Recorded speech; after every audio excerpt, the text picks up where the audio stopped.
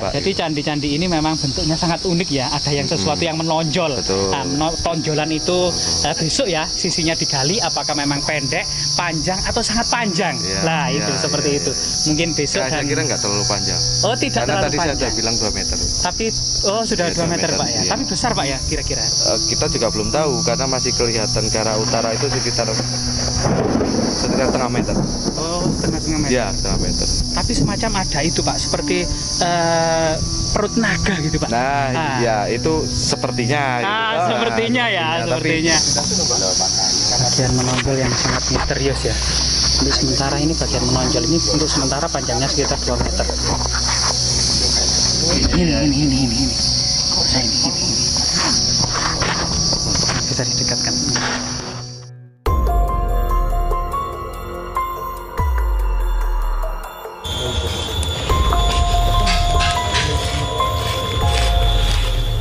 Saat ini kita coba melihat ya bagaimana kemudian proses ekskavasi penemuan situs candi di Dusun Candi, Desa Sukereno, Kecamatan Perigen, Kabupaten Pasuruan, Jawa Timur ini yang dilakukan oleh pihak Balai Pelestari Cagar Budaya Jatim ya, BPCB Jatim. Saat ini merupakan hari ketiga, di mana kemudian pada hari pertama itu memang banyak ditemukan arca-arca yang ditengarai atau diduga merupakan kinara dan kinari, merupakan makhluk mitologi yang hidup di surga, yaitu makhluk dengan setengah tubuh ke atas berupa manusia, sedangkan bagian perut ke bawah berupa burung.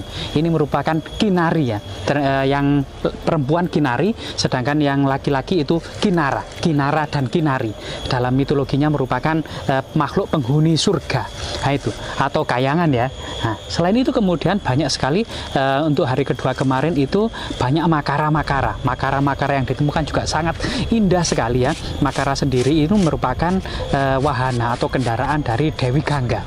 Selain kemudian makara, kemudian kinara dan kinari, serta antefik yang cukup banyak dengan ragam-ragam hias yang luar biasa sekali ya, sangat indah sekali dan pahatan yang sangat halus, sulur-suluran, sulur gelung, ceplok atau bunga-bungaan ya, meander atau pinggir awan, pilin ganda dan lain sebagainya ya, banyak sekali. Kemudian ada pada hari ketiga ini yang sangat luar biasa sekali adalah ditemukan tangga pintu masuk candi yang ada di sebelah barat. Artinya ternyata candi ini menghadap ke barat, yaitu menghadap Gunung Penanggungan. Dalam masa-masa kuno memang Gunung Penanggungan ini merupakan gunung suci ya, terutama pada masa kerajaan Majapahit. Ini banyak sekali candi, pertapaan, punden berundak-undak, gua-gua pertapaan gitu ya, petirtaan-petirtaan yang dibangun pada masa Majapahit. Sebenarnya ya, jika kita tinjau artefaktual, Gunung Penanggungan ini sudah menjadi perhatian utama dari Kerajaan Mataram kuno, karena ada prasasti tulangan yang ditemukan di Desa Watan Mas Jedong, Ngoro, Kabupaten Mojokerto ini pada tahun 910 Masehi, yaitu yang dikeluarkan dalam prasasti itu berbunyi Rakai Garuda Muka atau Dia Balitung ya, dari Mataram kuno tahun 910. Kemudian prasasti selanjutnya Masa Empu Sendok ya, prasasti Cunggrang yang tidak jauh di sini di Sukci Bulusari, Gempol Pasuruan. Ini kemudian yang sangat bercerita tentang bagaimana masyarakat desa Cunggrang bergotong royong untuk kemudian merawat bangunan suci Sang Hyang Prasada, I Pawitra, Tirta Pancuran, I Pawitra, dan Sang Hyang Asrama ya, Sang Hyang Asrama dan Sang Hyang Pancuran I Pawitra, yang kemungkinan sangat berhubungan dengan Candi Sumber Tetek yang ada di dekatnya, yaitu di belahan itu ada situs asrama 2 gapura ya, gapura lanang dan gapura wedok, masyarakat setempat menamai, serta kemudian Sang Hyang Prasada I Silunglung. Nah, kemudian serta pada tahun 929 Masehi ya, Masa Empu Sendok itu. Kemudian petirtaan yang sangat luar biasa sekali ya, petirtaan Jolotundo ya, yang sangat identik dengan masa-masa awal Udayana ya, Raja Bali atau orang tua dari Airlangga. Ini di sekitar masa-masa pemerintahan Medang, masa-masa Mataram kuno Jawa Timur ya, yaitu Makutawangsa Wardhana. Di dalam dinding petirtaan itu terpahat angka tahun 899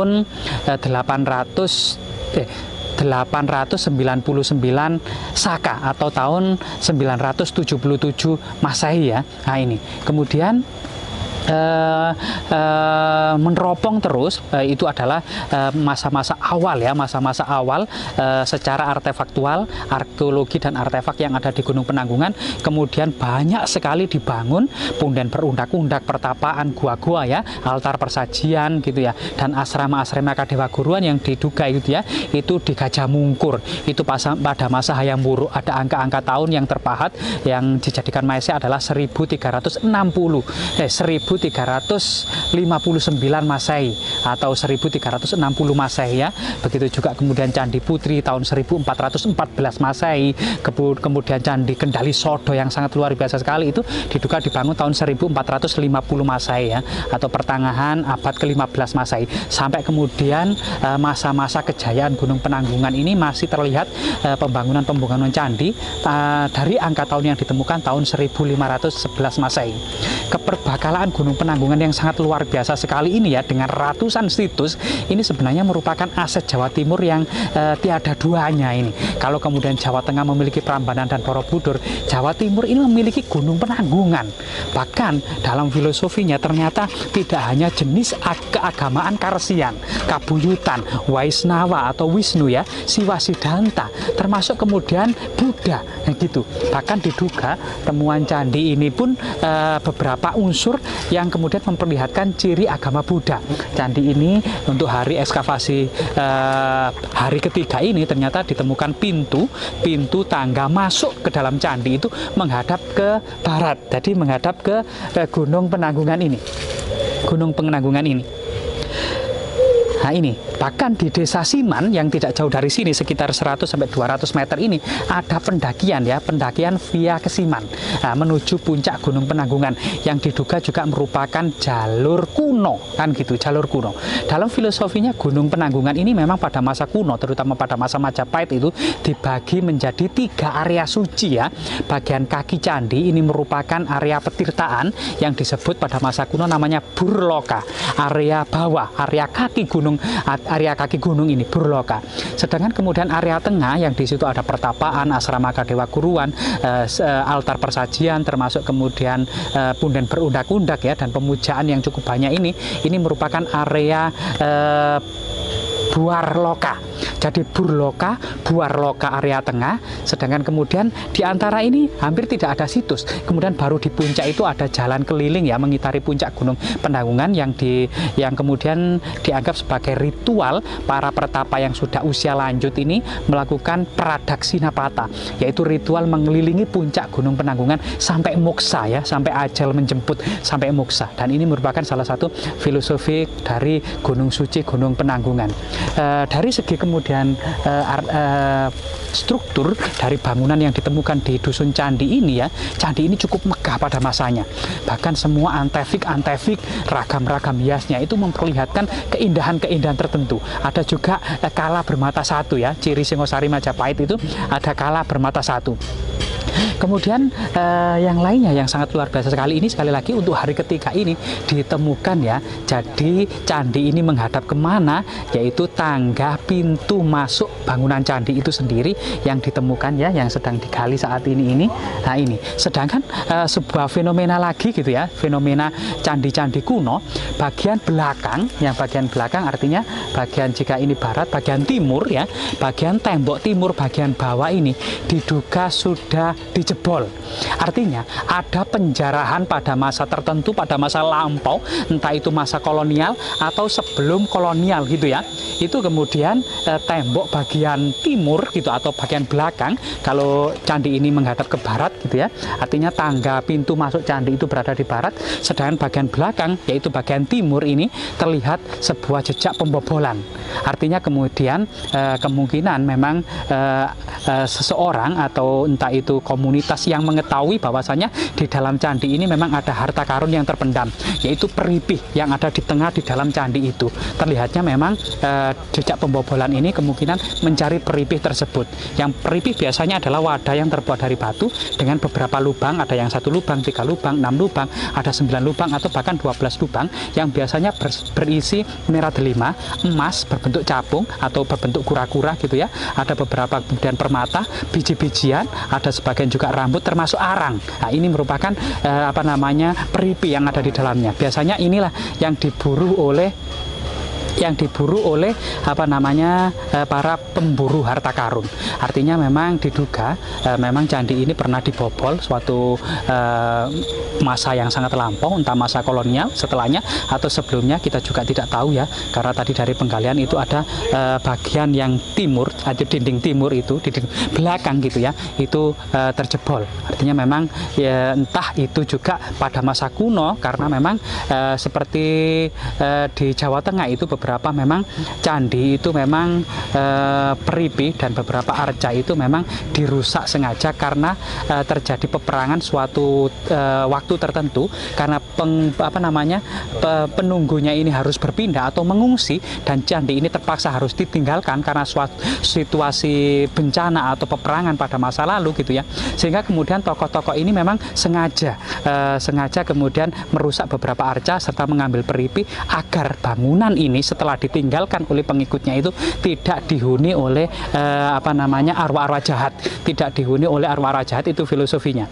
Jadi ada beberapa makna kenapa kemudian candi ini dibobol dan beberapa antefik atau beberapa arca yang dirusak, entah itu memang penjarahan atau pada masa kolonial atau sebelumnya atau sesudahnya, atau memang pada masa transisi ya, terjadi bencana atau sebuah perubahan budaya, terjadi peperangan, sehingga kemudian pengikutnya waktu itu penunggu di sini, para pendeta utama tersebut hendak mau meninggalkan candi ini, hendak mau meninggalkan bangunan suci ini. Memang sengaja beberapa arca dipecah, kemudian peripi diambil atau diselamatkan agar tidak dihuni oleh roh-roh jahat. Ini merupakan beberapa pandangan yang terkait kemudian jejak pembobolan peripi dari dinding timur.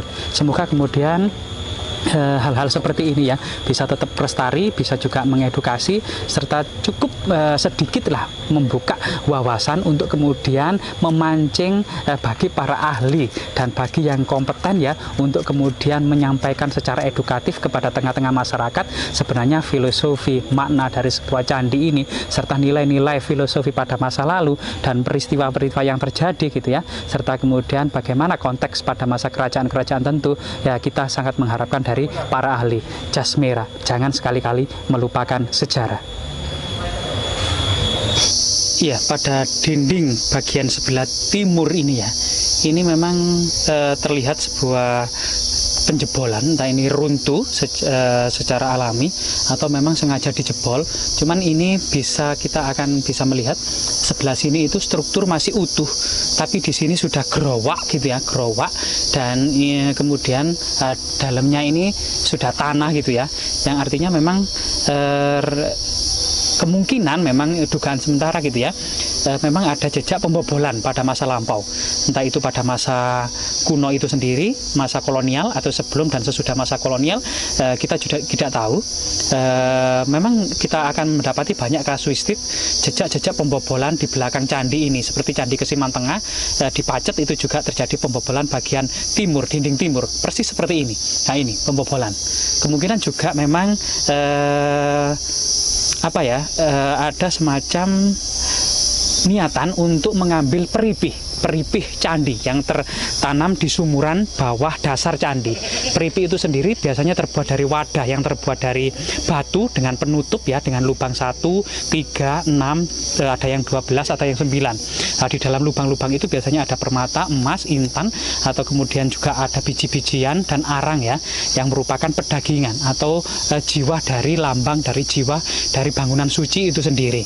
Namun di sini kita akan bisa menyaksikan jejak pembobolan itu kemudian ditutup ala kadarnya ya, dengan batu-batu yang cukup berserak dan bertumpang tindih seperti ini. Nah inilah kemudian jejak pembobolan dari dinding timur sebelah candi, dari penemuan candi di Dusun Candi Desa Sukoreno ya, Kecamatan Perigen, Kabupaten Pasuruan ini.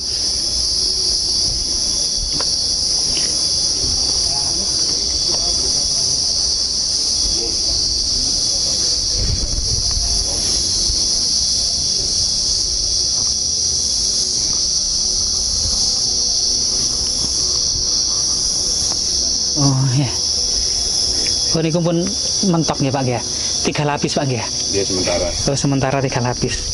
Jadi keunikan candi yang lainnya ini adalah bagian landasan dari struktur candi bangunan suci yang terbuat dari batu andesit ini. Bagian bawah itu ternyata batu bata kuno ya, sekitar dugaan sementara 3 lapis ya, 3 lapis ini. Sementara pihak Balai Pelestari Cagar Budaya untuk masih rapi strukturnya. Nah, ini bagian bawah dari candi batu andesit ini memang ada struktur batu bata kuno 3 lapis ya, untuk sebagai sampel pembuktian ya, sebagai sampel pembuktian bahwasanya landasan dari candi ini terbuat dari batu bata kuno.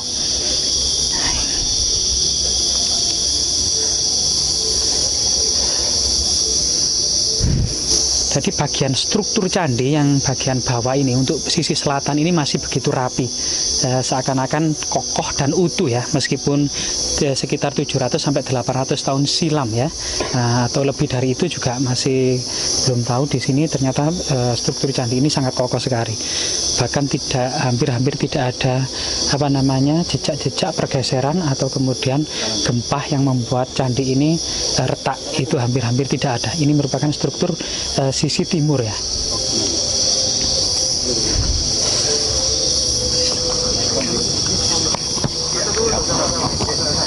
Iya Pak Widi, sebagai dari ketua pelaksana ya dari BPCB Jatim ini Pak ya.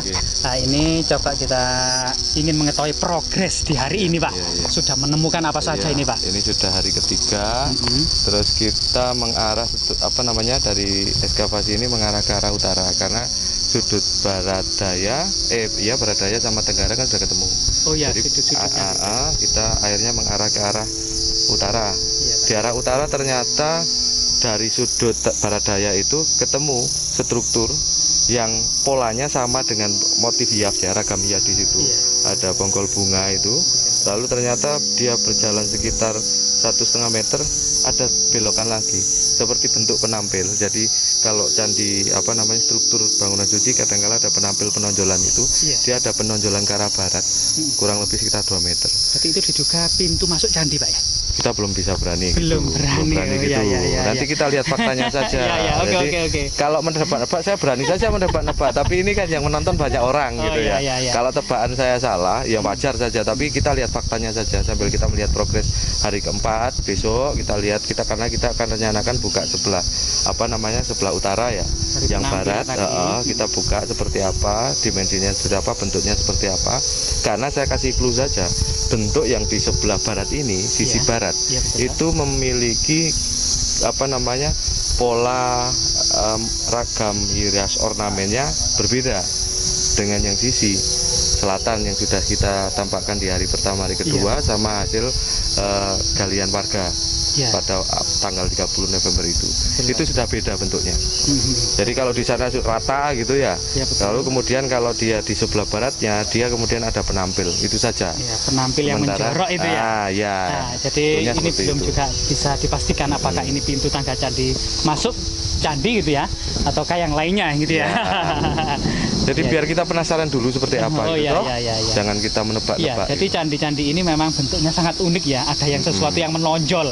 Nah, tonjolan itu besok ya sisinya digali, apakah memang pendek, panjang atau sangat panjang. Itu seperti itu. Mungkin besok saya kira nggak terlalu panjang. Oh, tidak karena terlalu tadi panjang. saya bilang 2 meter. Tapi sudah 2 meter Pak ya. Tapi besar Pak ya kira-kira. Kita juga belum tahu karena masih kelihatan ke arah utara itu sekitar setengah meter.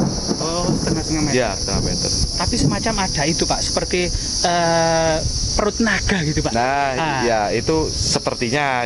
Sepertinya ya, sepertinya. Tapi saya juga nggak mau mengatakan itu seperti apa. Kita lihat aja seperti apa nanti. Siapa tahu nanti yang sebelah kanannya atau sebelah utaranya nemu pola seperti itu. Siapa tahu. Mungkin ada kepalanya. Siapa tahu juga. Terima kasih Pak Widi, ini jadi luar biasa sekali. Jadi hari ketiga ini ada penemuan yang sangat menarik ya, terutama yang menonjol. Terima kasih Pak. Sama-sama. Kenal ke rumah? Pak. Jadi penampakan yang menonjol itu sebelah barat ini berbeda dengan dinding timur. Nah, ini penampakan yang sangat menonjol. Bahkan ada sesuatu yang sangat menarik ya di situ. Nah, ini seperti ornamen yang mirip perut ular, tapi kita juga kurang tahu ini nanti seperti apa ya. Ini adalah bagian yang menonjol itu ya. Nah, ini. Nah, rencananya besok nanti di ekskavasi sebelah sini ya, bagian yang sampingnya itu. Ini bagian yang menonjol itu ya, yang sangat misterius memang sampai saat ini. Bagian menonjol yang sangat misterius ya. Untuk sementara ini bagian menonjol ini untuk sementara panjangnya sekitar 2 meter.